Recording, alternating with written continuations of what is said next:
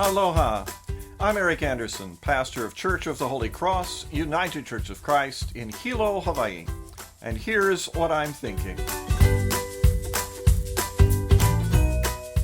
I'm thinking about the 7th chapter of Mark's Gospel, a section we might describe as two stories in which Jesus healed people, because that is precisely what he did.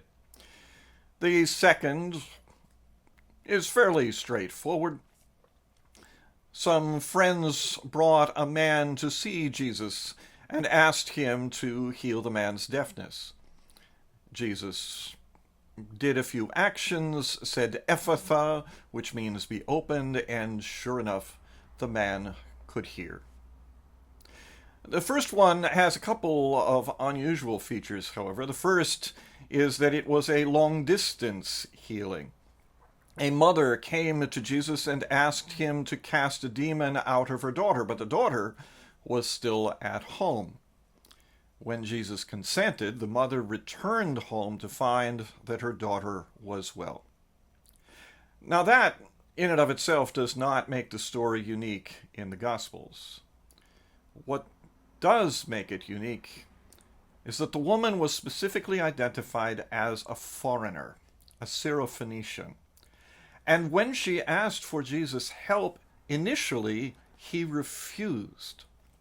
He said, "It is not right to take the children's food and give it to the dogs."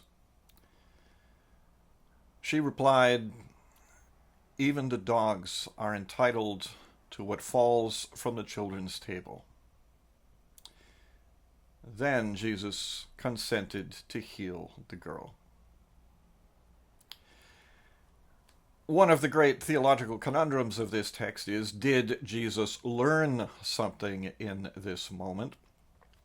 It's probably unanswerable if your theological perspective is that Jesus' godhood, his divinity, was the greater part of him. Then you'd have to read this as saying that no, Jesus was in some ways testing the woman, testing his disciples, to see if they would recognize that grace can be given to anyone. But if you believe that Jesus' humanity was the more important factor at play, then yes, Jesus learned something here. In either case, Jesus, presumably because he repeated the story, and Jesus' disciples because they clearly repeated the story, and Mark because he heard the story and set it down for us to read and repeat over the centuries, even the millennia. They wanted us to learn something. We find it all too easy to set people apart for one reason or another. Religion, nationality, skin tone, gender, the people to whom they're attracted, all sorts of things.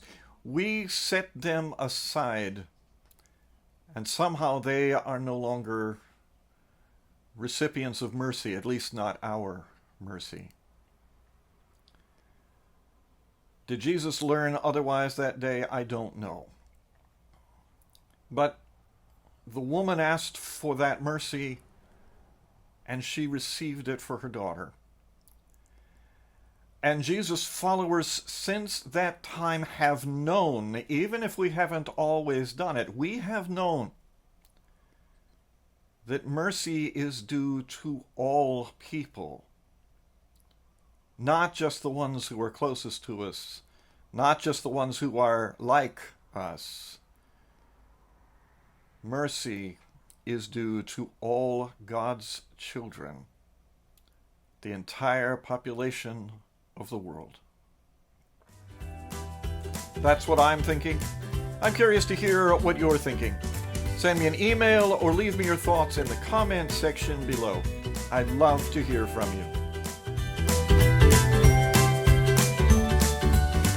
From Church of the Holy Cross, UCC in Hilo, Hawaii, that's what I'm thinking.